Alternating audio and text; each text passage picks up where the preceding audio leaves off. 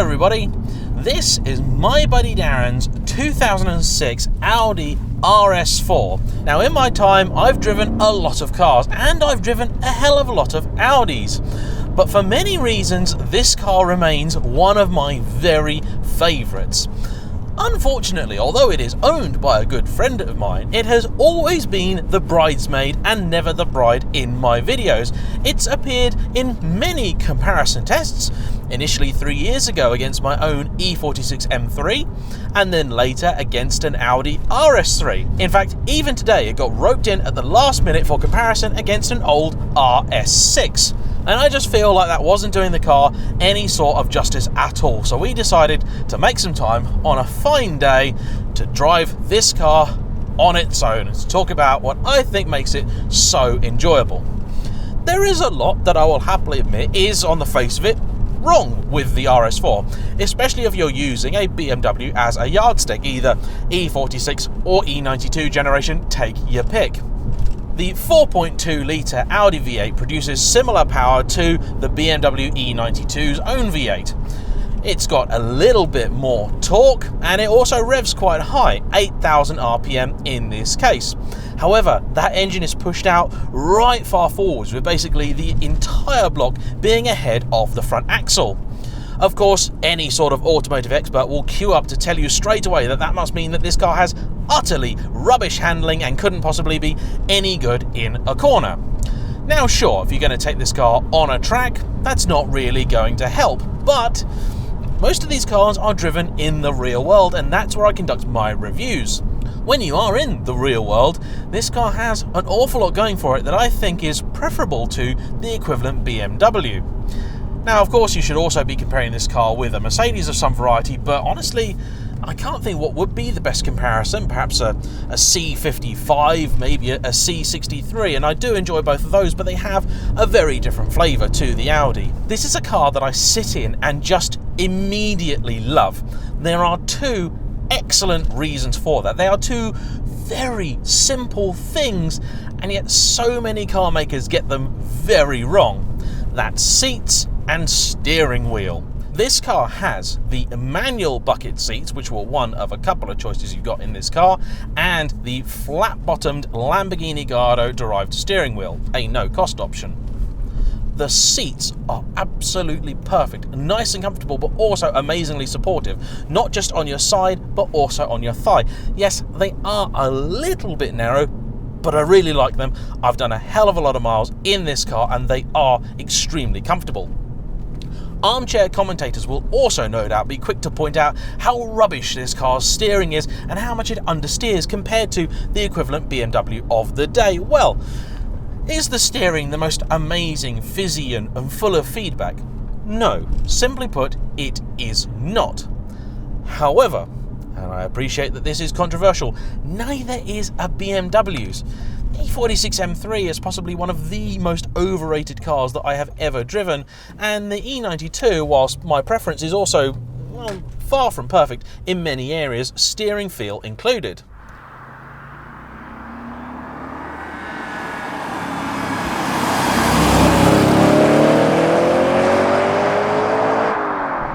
What is beautiful about this car though is the steering weight. It's absolutely right, and this engine is not short of pull whatsoever. Allow me to demonstrate.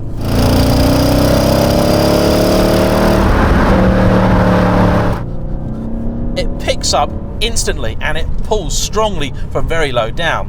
That's no doubt thanks in part to the fact that this is actually a very undersquare engine. I'm going to be talking about engines a lot more in some upcoming videos, but suffice it to say, you wouldn't expect an engine with such a configuration to rev so high, and this is actually a development of the other V8 in the Audi lineup. It is utterly magical, and this engine also gifted us the V10 5.2 litre used in the Lamborghini Gallardo and of course the R8. Heel and toe in this car is very easy. All of the pedals have got a nice weight to them. The clutch is a little bit tricky and can be quite jerky, but you do eventually get used to it.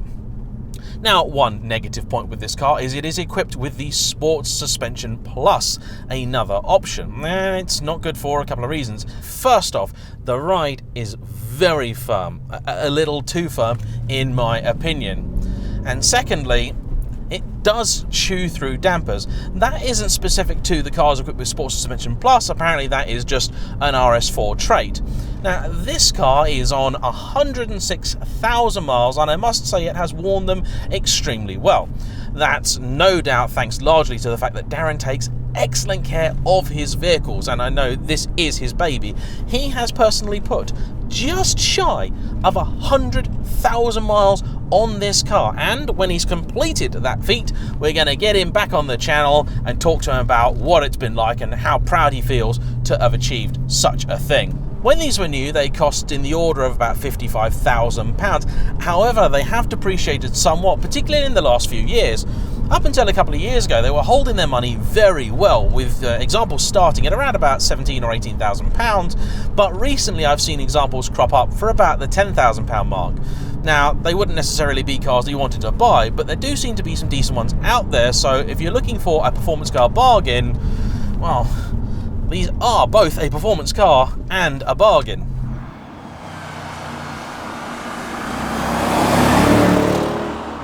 That V8, as you might imagine, does need constant feeding, and it's done on the way up here today, 26 something to the gallon, and Darren told us that he once saw 29, although he can't quite remember. He may have been a little bit fuzzy, but he thinks he saw it. So, you know, tell your mates it'll do 30 to the gallon, even though you know that it won't.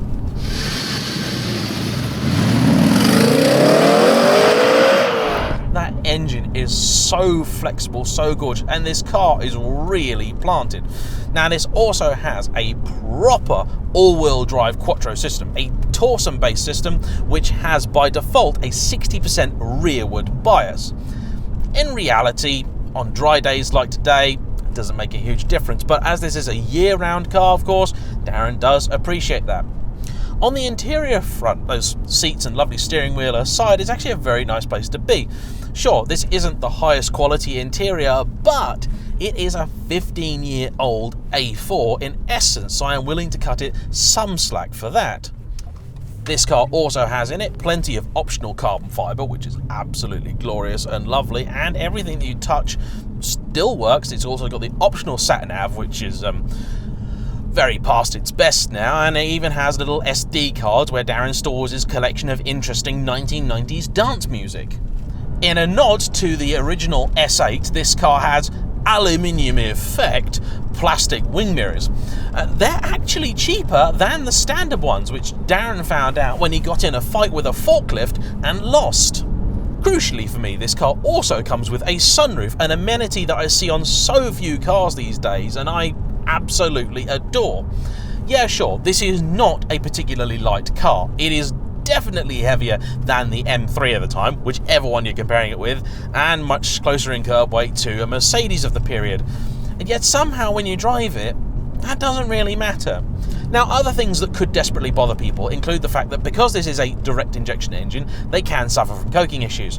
And the reality is that very few of these probably ever made their claimed 400 plus bhp. A good one of these will probably make about 380, 390. This one's been dynoed a couple of times. First time around it did just under 390, and the more recent time it's done just under 380. So Darren's currently looking into options for getting the engine media blasted. If anyone watching happens to want to do that for him at a reasonable price, please do drop us a line. I'm sure he'll appreciate it.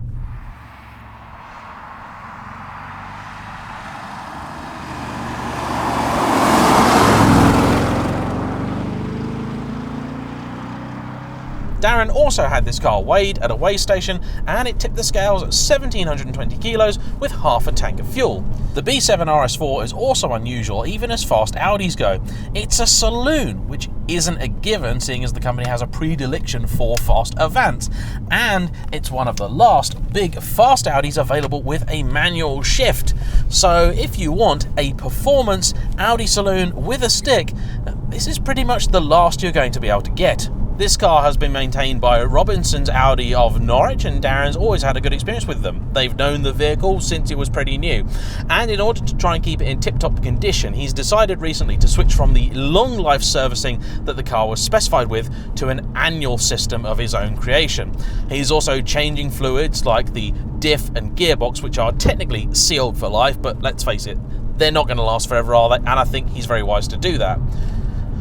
Overall, the car is not immaculate. It does have a few stone chips, marks, and the odd battle scar as well, but he has genuinely and thoroughly loved this vehicle, and I can completely see why. No, it isn't perfect. Yes, the bloke down the pub is going to come up with 100 reasons as to why the M3 might be better, but honestly, if you gave me the choice now of taking home either an E92 or one of these, if I'm allowed to put some coilovers on it, it's the Audi every single time. Thanks for watching. Please like, comment below, subscribe if you haven't already, and I'll see you for the next one. Bye bye.